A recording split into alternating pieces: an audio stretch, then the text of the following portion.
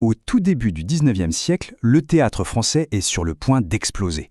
Non, non, pas une révolution politique, mais une vraie bataille. Une bataille acharnée pour l'âme même de la scène. C'est l'histoire du drame romantique et de la véritable guerre qui l'a déclenché. Voilà la question qui a tout enflammé. Le théâtre, doit-il être parfait ou doit-il être vrai? Cette question, elle est vraiment au cœur de tout. D'un côté, on a des siècles de tradition, de perfection formelle. Et de l'autre, on a une nouvelle génération qui a soif de vérité, de vie et même de chaos.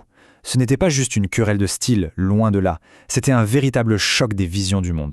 Pour bien comprendre cette révolution, il faut qu'on regarde d'abord contre quoi elle se battait. Son ennemi, c'était le théâtre classique. Un édifice immense, oui, mais un édifice avec des règles tellement strictes que beaucoup le voyaient comme une véritable prison pour la créativité. Le pilier de cette prison, c'était la fameuse règle des 3 unités. Ça a duré des siècles. Le théâtre français était obsédé par ça. Alors, en quoi ça consiste? C'est simple et en même temps, c'est terriblement contraignant. Unité d'action, une seule intrigue, pas question de s'éparpiller. Unité de temps, tout devait se passer en 24 heures chrono. Et unité de lieu, un seul et unique décor. On imagine la contrainte pour un auteur, c'est fou. Et Victor Hugo, lui, il avait une image très claire pour décrire ça. Pour lui, et pour toute cette nouvelle génération, ces règles, c'était, je cite, « comme les barreaux d'une cage ». C'est fort, non? Pour eux, ce n'était plus une structure, mais bien une prison qui étouffait tout. La créativité, la vérité historique, bref, toute la complexité de la vie. Alors, d'où vient l'étincelle qui va mettre le feu aux poudres? Elle vient de l'étranger, d'Angleterre pour être précis, avec la redécouverte d'un auteur, un dramaturge à la fois génial et ultra controversé. Son nom, bien sûr, William Shakespeare. Et ce qui est fascinant, c'est de voir à quel point Shakespeare divisait les esprits en France. D'un côté, on avait les figures des Lumières, comme Voltaire, qui le trouvait, barbare.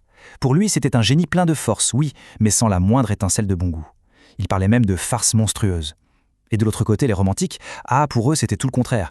C'était un modèle de liberté, la clé, la preuve vivante qu'on pouvait créer un théâtre qui soit un miroir de la vie réelle, avec sa grandeur et son chaos, sans se soucier de toutes ces petites règles.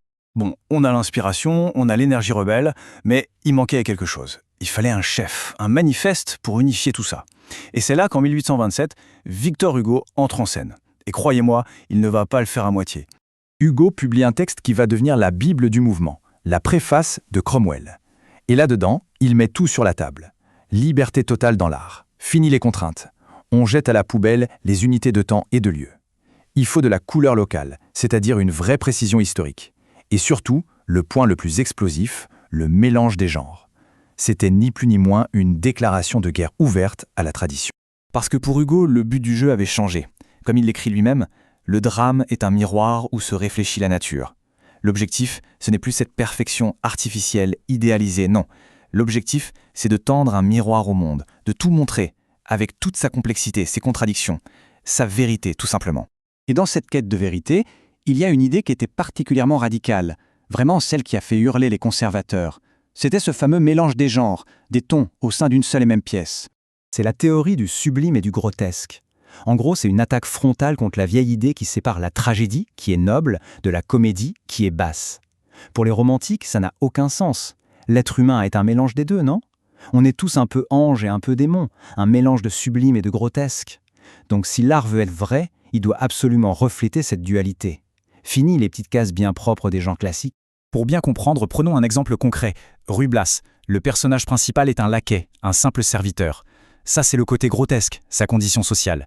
Mais en même temps, ce même homme est animé par un amour fou, un amour pur pour la reine. Et ça, c'est le sublime, la noblesse de son âme. C'est cette tension permanente entre le bas et le haut qui fait tout le sel du drame romantique.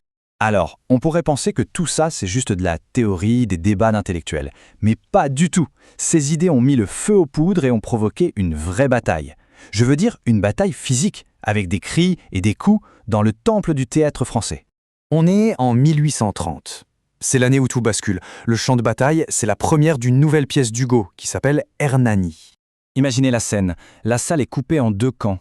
D'un côté, les classiques, l'establishment, les défenseurs de la tradition. De l'autre, les romantiques, toute la jeunesse artistique de l'époque, qui soutient Hugo. Ils ont même un signe de ralliement, un gilet rouge, bien voyant, juste pour provoquer. Et pendant 15 soirs de suite, ça a été la guerre dans la salle.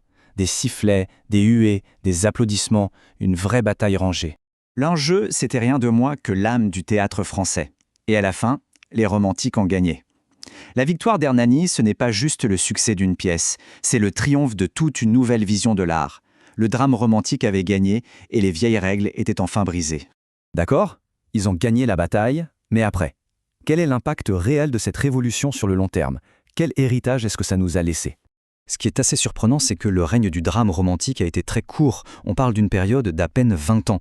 Ça commence vers 1823, on a le Manifeste en 27, la grande victoire d'Hernani en 1830, et dès 1843, l'échec d'une autre pièce d'Hugo, les Burgraves, marque déjà la fin de sa domination.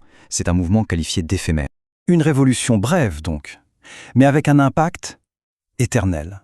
Parce que même si le mouvement en lui-même n'a pas duré, il a réussi sa mission fondamentale. Il a fait exactement ce qu'il voulait faire. Il a brisé les barreaux de la cage. Il a libéré le théâtre, pour de bon.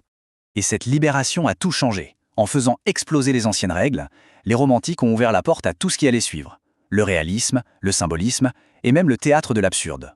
Leur héritage, au fond, c'est cette conviction, simple mais essentielle, que l'art doit être libre.